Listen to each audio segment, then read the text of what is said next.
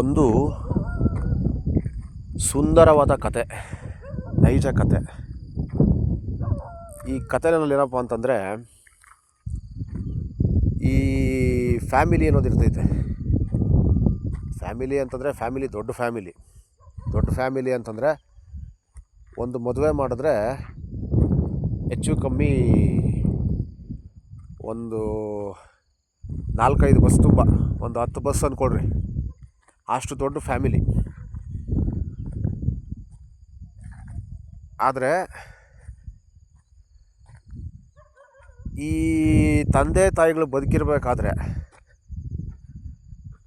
ಸಂಬಂಧಗಳಲ್ಲಿ ಏನಾದರೂ ಈ ಆಸ್ತಿ ವಿಚಾರಕ್ಕಾಗಲಿ ಇನ್ನೊಂದು ಮತ್ತೊಂದು ವಿಚಾರಕ್ಕಾಗಲಿ ಏನಾದ್ರೂ ತಪ್ಪು ಲೆಕ್ಕಾಚಾರಗಳು ಹಾಕಿದ್ರೆ ಅದ್ರ ಎಫೆಕ್ಟ್ ತಟ್ಟೋದೇ ಮಕ್ಕಳ್ಕ. ನಿನ್ನೆ ಒಂದು ದೊಡ್ಡ ಗಲಾಟೆ. ಆ ದೊಡ್ಡ ಗಲಾಟೆ ಏನಕ್ಕಪ್ಪ ಆಯಿತು ಅಂತಂದರೆ, ಅದು ವಿಷದ ಬೀಜ ಯಾರು ನಾವು ಗಲಾಟೆಗೆ ಹೋಗಿರ್ತೀವೋ ಅವ್ರು ಬಿತ್ತಿರ್ತಾರೆ, ಅವ್ರ ತಂದೆ ತಾಯಿಗಳು ಬಿಟ್ಟಿರ್ತಾರೆ, ನಮ್ಮದೇನು ತಪ್ಪಿರಲ್ಲ. ಹಂಗಾಗಿ ಅವ್ರೇನು ಮಾಡ್ತಾರೆ, ನಮ್ಮ ಹತ್ರ ತಪ್ಪು ಲೆಕ್ಕಾಚಾರಗಳು ಹಾಕ್ಕೊಂಡು ಆ ಒಂದು ಮನಸ್ಸಾಕ್ಷಿ ಅವ್ರನ್ನ ಬಿಡಲ್ಲ. ಕುತ್ತಿದ ಜಾಗದಲ್ಲೇ ಸಾಯೋಕ್ಕೂ ಆಗಲ್ಲ, ಬದುಕೋಕ್ಕೂ ಆಗಲ್ಲ.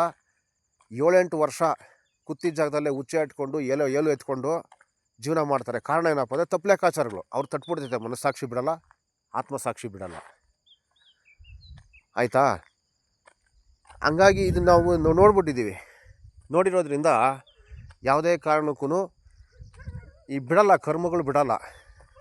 ಹಂಗಾಗಿ ಅವರು ನೆನ್ನೆ ನಾನು ಬಂದ್ಬಿಟ್ಟು ಹೊಡೆದ್ರು, ನಾನು ಒಂದೇ ಏಟು ಹೊಡೆದಿದ್ದು, ಮರೆಯೋಕ್ಕಾಗಲ್ಲ. ಮರೆಯೋಕ್ಕಾಗ್ದಿದ್ದ ಮಾಡ್ಬಿಡ್ತಿದ್ದೆ ಜೀವನ ಅನ್ನೋದು. ಇಷ್ಟೇ, ಇದೇ ಜಾಗನೇ. ಇದೇನಪ್ಪ ಮುನಿಯಪ್ಪ,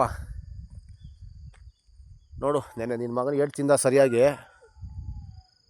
ಲೈಫ್ ಲಾಂಗ್ ಕೊಟ್ಟರೆ ಏಟ್ಗೆ ಇವತ್ತು ಅವನು ಬಂದಿಲ್ಲ, ಇನ್ನು ಲೈಫ್ ಲಾಂಗ್ ಮರೆಯಲ್ಲ. ನಿನಗೂ ಅಷ್ಟೇನಯ್ಯ ಮುನ್ರಾಜ್, ತಿರುಗಳ್ಳಿ ಶಿವರುದ್ರಪ್ಪ, ಅವನಮ್ಮ ನಿನಗೆ ಮನಸ್ಸಾಕ್ಷಿ ಆತ್ಮಸಾಕ್ಷಿ ಅನ್ನೋದು ಏನೂ ಇಲ್ಲ. ತಟ್ತೈತೆ ಇರೋ, ತಲೆ ಕೆಡ್ಸ್ಕೊಬೇಡ. ಅವನು ಯಾವನ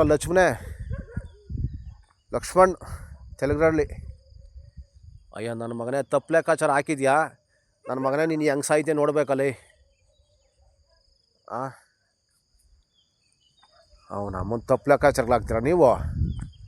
ಬರ್ರಿ, ನಿಮಗೆ ಇನ್ನೇನಿಲ್ಲ, ಬರ್ರಿ ಅವನ ಅಮ್ಮನ ಸಮಾಧಿ ಕಟ್ಬಿಡ್ತೀನಿ, ಬರ್ರಿ. ನಮ್ಮನವ್ರನ್ನ ಕೈಯಲ್ಲಿ ಬಂದು